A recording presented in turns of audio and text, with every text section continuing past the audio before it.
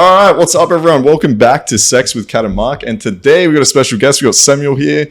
So we've got on a male escort, which we've been looking forward to because we have essentially, we've had a few guests on. Last week we had Ali. So anyone that wants to check that out, they can check it out. And yeah, so I guess my first question is, well, first of all, welcome. It's good to have you here. But my first question is, how did you get into this? Probably different than a lot of people. I was working in an adult shop out in Western Sydney, and I read an article in The Guardian about a woman that was using her NDIS funds to access sex workers, and it had gone all the way to our highest court, and she had won that case. And I talked to my manager. Interesting. Yeah, and I talked to the manager there, and she told me about Touching Base, and this one of its founders, Rachel Watton, and a documentary, Scarlet Road, that she made about seeing clients with disability and why it was so important. And I thought about, like most sex shops, adult shops, are upstairs and kind of hidden away, and I thought about that lack of accessibility in terms of even just masturbating for a lot of people with a disability, and like, yes, you can buy toys online, but a lot might have issues with how hard they can push on buttons or the actual reach and size of toys. So those are the kinds of times you really need like an in-person like to feel the demo toys and whatnot. I only had, like when I worked there, I only had one person who, after talking to them for half an hour and suggesting a bunch of things, she was like, "I've got really bad arthritis in my arm. I can't even, like most everything you've shown me, I can't reach." And so because of that, I was like, "Well, try this. It's actually a strapless strap-on toy. So it's got quite a bit of length. Both ends can vibrate." And that's and then like a week later, that same company posted that as another way to use that toy as people who can't. So I guess I kind of thought about, I understand the physical barriers like that, but then I also thought about the societal barriers of somebody with a disability, and I thought about it's like I kind of went, I could do that, but then when I went looking, everybody on the advertising sites is like 10 years younger than me and has 8 more packs than me. That's hilarious. Because how long ago did you get into this? When were you talking? It was recent, wasn't it? Yeah, 2020. Oh, shit. Yeah, nice. So everybody talked about how COVID was horrible for them, and I was probably one of the few people where COVID was amazing because I left that sex shop job, pulled some money out of super, and did the training to become a disability support worker, and then also start up my website and advertising. That's incredible. It's such a great idea because for those that don't know, NDIS essentially is a government funding, right? So for those that have difficulties, disabilities, like you can use NDIS to get your lawn mowed or to help with shopping and things like this. So I'm actually curious to know a little bit more about that case. So essentially, it was someone with a disability accessing sex work, and it went up into the courts and they said, yeah, it's fine. You can use that, essentially. Yes, NDIS, absolutely, especially when we were under the right-wing government. They just went, absolutely not, this is not allowed. And so she won her case, and then they took it further, and it got used up. And I guess I volunteer for Touching Base now. I'm their social media manager, kind of to give back there. But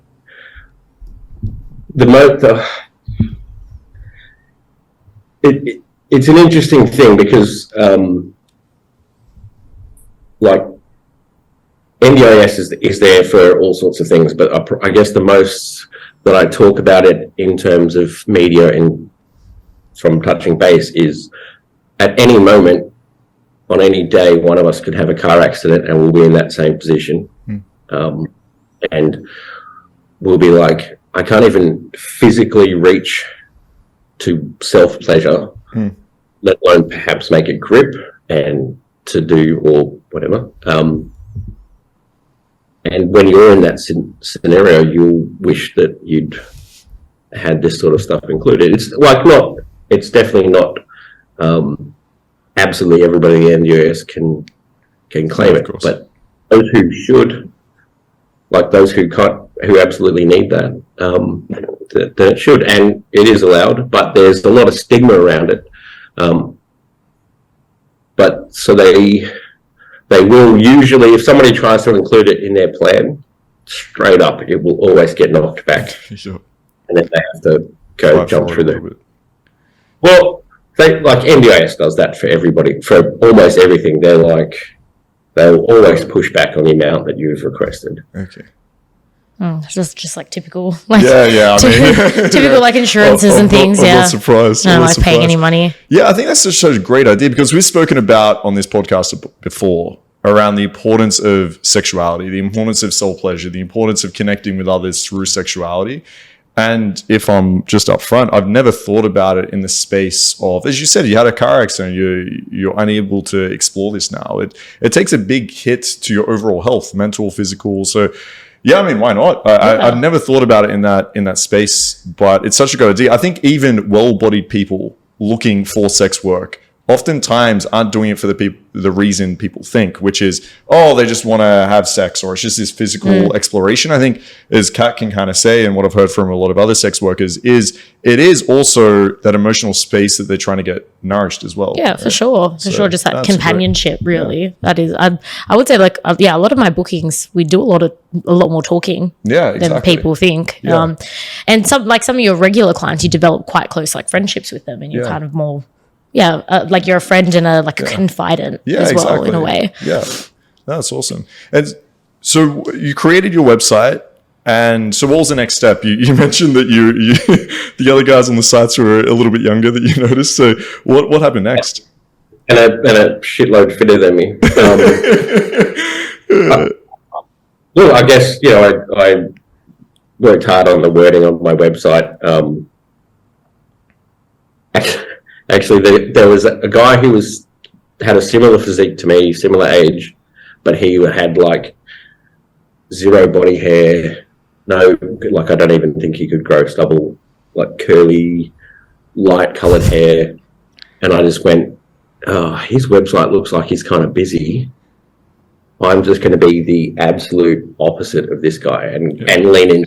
So, like, I don't know if it's still there, but my like the first line of my website was, I've got body hair and tattoos and scars and a very like a manly blokey. Exactly. I think that's what a lot of people are after, right? Most girls, like, just speaking from someone who has a lot of girlfriends, most girls prefer a kind of, dad bod or a bit of a, grizzly looking facial hair and whatever. Yeah, most girls prefer that over there. Like me personally, I'm not into the Ziz 6-pack gym junkie. Like that does not do it for me whatsoever. So yeah, which I think a lot of guys listening to this are going to be surprised to hear. Yeah, no, like, I find it a turn off. Yeah, like, if they're like too crazy, ripped, right? Yeah. I almost find it like a turn off. Which I'm very happy to hear. I'm very happy to hear. But it's so surprising. Like when I was younger, and I think this goes for a lot of guys listening to this, might be young as well. Like there's such this fantasy as a guy to have this like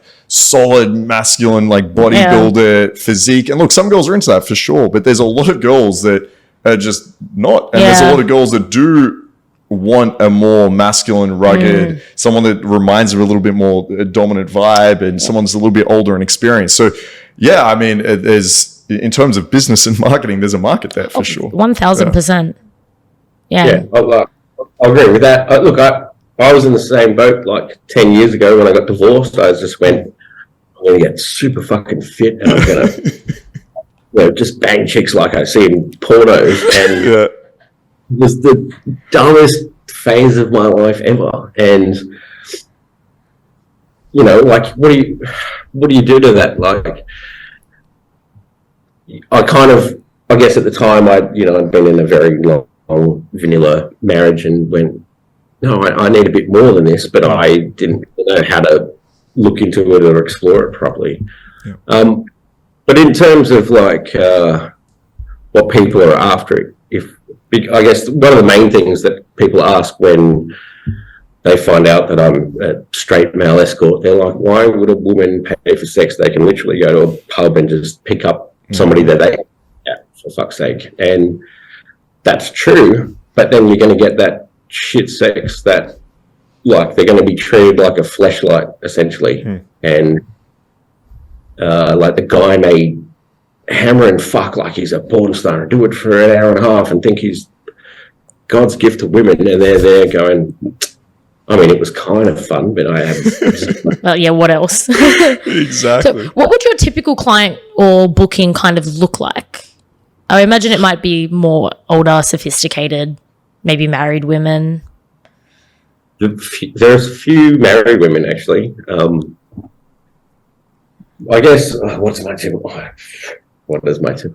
booking? I would say they're longer than, say, yours, maybe, Kat. Like the average would be the 4-hour booking. Yeah, because women like to talk. Like I've never thought about it. Because if I was going to have sex recreationally, I wouldn't want to do it for an hour. Like I would want to, I would want a guy to like sleep over, cuddle, maybe watch a movie with me. Whereas the guy's like, what if I have 15 minutes? Can I pay less? Yeah. They do. Oh, I'm telling you, sometimes I get asked for like 5 minutes. And I'm like, the fuck is wrong with you? Yeah, guys don't care. So 4 hours is more than normal. Yeah. That's interesting. And I think you also mentioned to me last time we seen each other was that they usually plan like well in advance. I mean, women are organised. Yeah. They don't have dick emergencies. Yeah. Yes. Well, someone just this afternoon was messaging and they're like, look, I know it's really far out, but can we book in this time in March? And I was like, March like next month? Yeah, like next year. A month away. Yeah. This is how women have sex planned. But because exactly what you said, there's no dick emergencies. Yeah. And I think most dick emergencies are guys go out on the source hoping to pick up and then go, oh, that didn't work. Yeah. Exactly. 100%. That's yeah. When I speak to girls, a lot of their bookings are. Yeah, I would say majority of my bookings are last minute. Yeah. I don't know. Okay, maybe not majority. I would say maybe half, or at least like that day. Yeah. Like that day. If it's not like now, it will at least be like that day. Yeah. Like even if it's later. It probably makes it easier for you, Samuel, right? Like it is a business. It's easier if they're booked in and organised, I'd imagine, than a lot of the last minute. Yeah. Yeah, I don't know. Like on my website, I say I don't do last minute things. Not a dial a dick. Like, and I don't think that's a thing for girls. Like I couldn't imagine any girl just being like, I'm horny right now. Because if a girl is horny right now and we just want dick and we don't care if it's good, we're just getting on Tinder or we're just going to a bar. If we want like good dick, you will plan that shit. Yeah, that's fair. No. Well, the only late notice booking inquiries I've ever had is from dudes, and it's like 1 or 2 o'clock in the morning. They're like, "Come around, I want to watch you fuck my wife." And I'm like, okay, yeah. Do you do couple bookings? Like, yeah. Okay. Yeah. But like not last minute. No, I think I've done one last minute booking in the last 12 months, and that was from another provider. She was like, "Oh, my client wants another dude to join us." And I was like, yeah, okay. And but that's why I don't do it, because I was like, oh, I've got the night off. I just smashed freaking pizza. I was in the Netflix binge. I hate when that happens, when I've just like eaten like a really big meal and then I get like a message and I'm like, I swear to God, almost always, if I eat a really big meal, I almost always get a booking immediately after. I swear, it's just like a curse. That's the way it is. That's every job. When I worked at Hospo, you'd have a really, like, it'd be a quiet day in the cafe or whatever, and you're like, oh, cool, I'll cook something to eat. And then as soon as that, you put that food on the plate, everybody comes in. Like it's a gift. And so it sounds like a part of the reason you said you don't want to be a dial dick, and it sounds like, as you mentioned, you want to be prepared for it. You don't want to have to be rushed into anything. Is there any preparation you do take before a booking? Yes. So if it's somebody I've never met before, I'm always like, they're surprised to hear this, but I'm nervous as well because I have no idea who I'm meeting. And as I said, it could be like a 4-hour booking. And you're like, oh, what if I can't get the conversation going? So I kind of I listen to some pump up music, and that's always a good idea. Yeah, that's about it. But there's not more to it than that. Yeah, no, fair. Do you take like I always get curious about this whenever like I meet male sex workers. Do you take like a Viagra or like supplements or something? Is that like, do you find that that's necessary? Sometimes I do.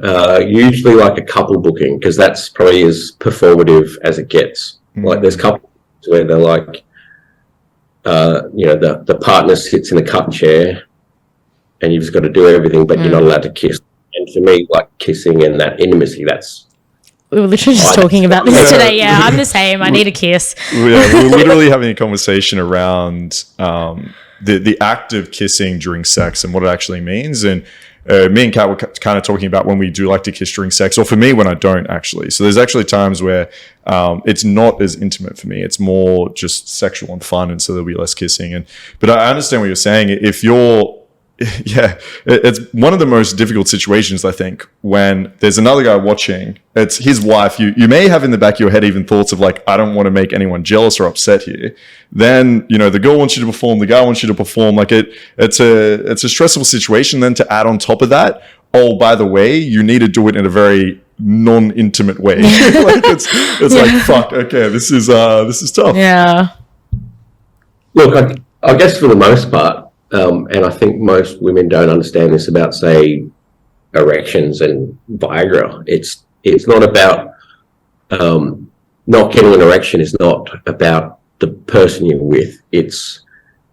Can be like you said, like you've got to do this performance. You've got to, and then that just little nugget of doubt or whatever gets in your head, and then as soon as it's in there, it'll just eat away. Yeah, for sure.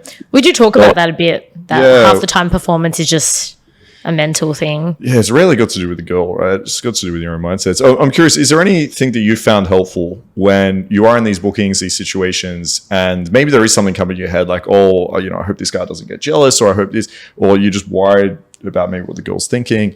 Is there anything that you find helpful that gets you back into that moment and maybe allows you to stay a little bit more turned on and horny? So I don't, I guess the biggest difference with what I have to do is I find I've got to be present and very mindful about everything going on. I've got to, like I've heard from some female peers, for example, that, they're doing the shopping list and shit in their head. And, or where people are like, do you have to think about somebody else? And no, I can't do that. I need to be absolutely present and doing all of that, because otherwise, you're not in touch with what you're feeling. You're not in touch with the tactility of what's going on. And I find you've got to be in the moment. And I think that's where a lot of people do go wrong in sex, in whatever circumstances that may be. But they get stuck in their own head. I do have one client who you'll be doing all sorts of shit and she'll make some comment completely unrelated, and all it does is it's just showing me that she just can't physically be present. Her mind is forever going. And that's, so she's really tricky to say gets a climax because she's just not there. Yeah, I couldn't agree more. I think when it comes to pleasure, I think especially for women, as you mentioned, the one thing is being able to be present. And it's funny you said the shopping list, because that's what I call it with my students. I call it the shopping list mind. I'm like, if your girl is in shopping list mode, she's never going to come. And that's why I think, we may have spoken about it before on the podcast, but things like massage, pain, these tactile sensations help to get the girl back into that space. So that's why they're so important. But also for yourself as the guy, it's, as you mentioned, it's underrated how important it is for the guy to be in that moment, because you can't ever see if the girl's enjoying it, if you need to slow down, speed up, if you need a break, if you're, as you said, like thinking about porn, you're thinking about some other girl. So it's nice to hear that as well. It's I think it goes underrated for guys too. We can't be shopping list mode either. No. So I'm curious, do you just escort, or like do you do porn as well, or or other things? Are you thinking of moving into porn at all? No, I just escort. A few people have reached out for me to shoot content with them, and it's not like I was just talking about. I was one of those people. I like That's like guilty.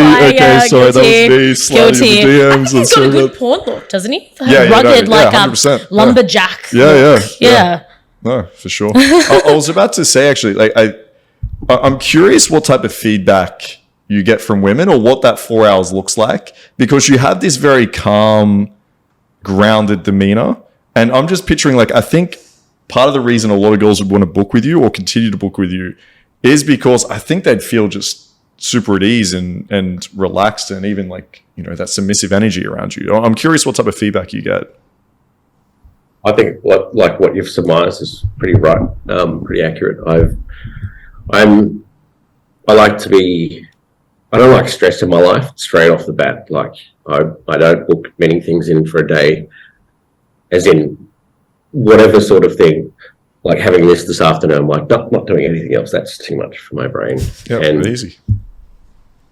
Yeah, I just don't like the stress. And I guess I also like to make sure everyone feels safe and comfortable when I'm spending time with them. That's absolutely the biggest priority. I have met some lovely ladies who have had some pretty serious trauma, and you have to provide that space. I mean, I feel like I kind of do that naturally because that's just who I am. And I love to host here at my place and mix up cocktails and provide platters of food, that sort of thing. See, that's what women want. Everyone listening, take note. Is, you know, like that's a half split. You know, that's kind of 2 hours of chatting and getting a better idea about each other, or better connection, that sort of thing, and then playtime, I guess. And sexually, do you find women have different types of requests, or is it mostly kind of vanilla style sex with this, you know, chatting and getting to know them? Or I'm curious, because I know I was speaking to Kat in previous episodes, and she's saying, you know, recently a lot of her clients are wanting pegging, or, you know, as you mentioned, this cucking. And I'm curious, like, what are your clients typically after? Are they after just having a guy there that generally just knows what he's doing and he's caring about her, or do they want to explore more kinky activities? Wait, what is cucking? It's just where the guy's watching. Oh, getting fucked. Okay. No, it's pretty. I guess I'd say vanilla as your wording. But yeah, that just the intimate side. In saying that, I definitely have done. I've done way more stuff in my job than I ever did in my private life before this. Threesomes, foursomes, swingers party, BDSM, like wax play, impact play. So it's. Yeah, but for the most part, it's that intimate thing. Yeah. That sounds spicy. I can't say I've ever done wax play or anything like that. I know you like that. Yeah, I do. I love it. We actually, we had shooters around yesterday. We were doing it yesterday. It was a lot of fun. But because that's what I was wondering, because I know of some escorts that, as you mentioned, are in that younger age bracket. And I think a lot of them are based around, because we mentioned, like, why would a girl want to get male escort, essentially. And so part of it was to explore kink. So part of it was the BDSM angle. But I think, with you, it sounds more like the intimate angle, or the girls actually wanting to feel, I'm going to use the word love, but it might be the wrong word, but feel that love from someone else and have someone there to support them in a sexual sense. So that's super interesting. I've heard somebody word it as they want to be seen and heard, because that's what generally is missing, and like my closest friends are women, and that's what I've heard from their dating experiences as well. Like, guys just, I don't know, I guess the closest I can get to think about it was 15 years ago or so, a mate turned up on my doorstep at 2:00 in the morning. He found out his missus was sleeping with a neighbour, and he so we kind of put him up in our house for a while, and he just was not ever actually present in the room with you. You know, he left the bathtub running until it overflowed and like drenched the entire place. You know, he was like, as soon as he'd start talking to him, within 3 seconds you could see his face just glaze over, and you're like, well, that's why your part went elsewhere, because you're not there. Like, you're physically there, but no other part of you is there. You just watching, you're not even watching from a distance, you're physically present, and that's all you think you need to do. But that's the limit. And so I guess a lot of people who I meet are, you know, they've done the 20 years of marriage, and essentially the kids have grown up, and now they've kind of got to the point going, I'm not happy with where I'm at. And that's why they'll book me. Yeah. Yes. So, speaking of marriage, you said that you were married before. I'm curious what if your family knows, and if so, what do they have to say about it? Like the ex-wife, or I don't know, siblings, children? There's no children, is there? No children. Yeah. No, okay. Yeah. So what do people, friends and ex-wife and whatnot, what do they have to say about it? I wouldn't know if the ex-wife knows about it. Okay.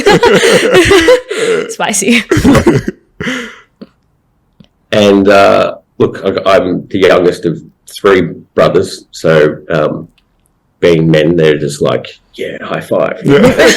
Okay. Yeah, I can't imagine brothers being like, listen, I don't think this is the right career path. Yeah, they're very jealous. Let's go. My mum had to take some time to get her head around it. And a sister-in-law was trying to pitch it to her about the whole disability angle, etc., and help. And my mum's a bit out there with stuff she says. Basically, like whenever I've taken somebody home, or my brothers have, I'm talking as adults, and then basically as soon as you drive away from mum's place, the woman's just like, oh, now I get why you're a dirty motherfucker. That is hilarious. And then, so she'll make heaps of cracks about it. And I was there at Christmas time, and it was surprising because we'd not gone to this, but she asked me heaps of stuff about work, which was fine. It was great that she's wants to know more about what's involved, and but yeah, it just kind of really threw me because that's not where we'd been before. And then beyond that, 2 of my nieces who are in their 20s, like one's older than Kat. Well, they're probably old enough to be a bit chill, I guess. Yeah, that's the thing. Like but they're also of that generation where they don't have that stigma around. Yeah. The OnlyFans generation, basically. Yeah, exactly. No, it's changed a lot. But what's your dating life then like? Are you dating? What does that look like? Does this affect your dating life as well? I don't want it like outside, even without this work. I just don't really want to ever date. It's I guess you've been there, done that. I mean, we have a friend that was married for a while, and he's kind of the same. He's kind of the same. I feel like once you've been married once, you're a bit like, no, I've been there, done that. Yeah, he's not settling me down anytime soon. No. It's really the marriage part. Like, I've had a relationship since then. It's just more like I like my own space. I like being on my own. I've been on my own for a few years, and like even when people come here and they might stack the dishwasher or like friends or whatever, I'm like, just leave it and definitely don't stack it that way. Or I'm the same. I always think that. I always think like if I was to get married, like my husband and I would have to live in separate cities. Oh yeah, no, I'm vouching for that. Or like separate countries or something. Yeah, no, we have Could you pre-parties imagine here. like living with someone? I don't think you. I could get away. I'd be the annoying one. See, you two, I'm the one you're complaining about because I'm the one stacking the dishwasher wrong. Yeah. I'm the one with the sink cup that just leaves the cup there in case I need it later. Like, that's who you can't live with. So I wouldn't mind, but you definitely wouldn't want to live with me. So we spoke about this just before we went live, but we need different chair heights. That's what we need. That's what we need, Kat. It's our next investment. So I just considered it toilet next week. No, it works. A booster chair. Yeah, a booster chair. we'll get you one of those ones in the car. Maybe you'll strap me into it once a while. That's hilarious. That's good. Oh, that's so funny. All right, well, Samuel, thank you so much for coming on, man. It's been good getting to know you, and it's been good hearing about your views on sex work, and especially around the idea of disability. It was good to chat about that, and I think hopefully moving forward, it's something that grows and people start to have more of an accepting view around and start to really understand why these people need, sexual exploration in their life just as much as everyone else, and this is a way to do it in a safe environment that is actually controlled, right? So, yeah. He's listening. Yeah, exactly. And I've actually heard. I've heard from someone who was a client of his. Apparently, he's quite good.